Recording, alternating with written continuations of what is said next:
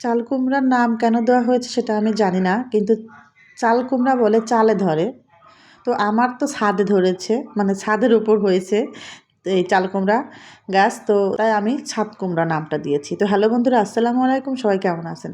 তো আজকে আমি সিম্পলভাবে চাল কুমড়াটা ভাজবো, এইরকম যেভাবে আমরা বেগুন ভাজি ঠিক সেই রকম করে আমি আজকে চাল কুমড়াটা মানে ভাজি করব। এটা খেতে কিন্তু খুব মজা, সবাই খুব পছন্দও করে। তো আজকে চাল কুমড়াটা মানে ভাজি করার জন্য এখানে আমি ব্যবহার করেছি বেশি না, অল্প পরিমাণ মশলা, যেমন হলুদের গুঁড়া, শুকনা মরিচের গুঁড়া, সামান্য পরিমাণ ধনিয়ার গুঁড়া, লবণ দিয়ে এটা আমি মাখিয়ে রেখেছি। তো এখন আমি এটা জাস্ট ভেজে নেব।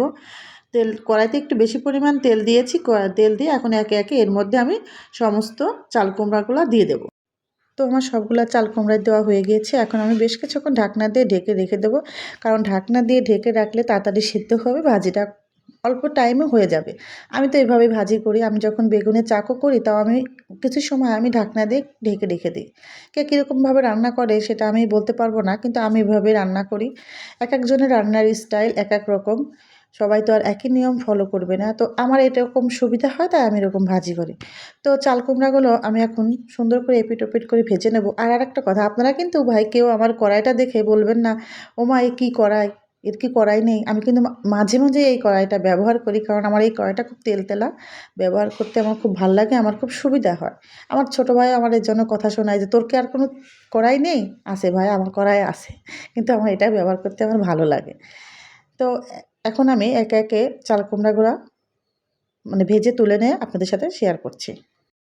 তো সবগুলা চাল কুমড়াই কিন্তু আমার ভাজি করা হয়ে গিয়েছে। এখন আমি ওই তেলের মধ্যে পেঁয়াজ আর মরিচ ভেজে নেব, কারণ চাল কুমড়ার ভাজির সঙ্গে পেঁয়াজ মরিচ ভাজা খেতে অনেক মজা লাগে, ভাতের সঙ্গে এটা মাখিয়ে খেতে বেশ মজা লাগে।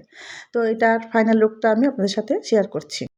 পেঁয়াজ ভাজির সময় আমি সামান্য পরিমাণ লবণ দিয়ে দিয়েছিলাম, তো আমার কিন্তু অলরেডি পেঁয়াজ ভাজিটা হয়ে গেছে। এখন আমি চাল কুমড়াটা এর মধ্যে দিয়ে মিশিয়ে নেব। কে কে এরকম চাল কুমড়া ভাজি খেতে পছন্দ করেন অবশ্যই কিন্তু কমেন্টে জানিয়ে দিবেন, আর আমার চাল কুমড়া ভাজিটা কেমন হয়েছে সেটাও কিন্তু জানাবেন। তো আমার ভিডিও যদি আপনারা প্রতিনিয়ত দেখতে চান তাহলে একটা ফলো, লাইক, কমেন্ট এবং শেয়ার করে আমার পাশে থাকবেন। সবাই ভালো থাকবেন, সুস্থ থাকবেন। আল্লাহ হাফেজ।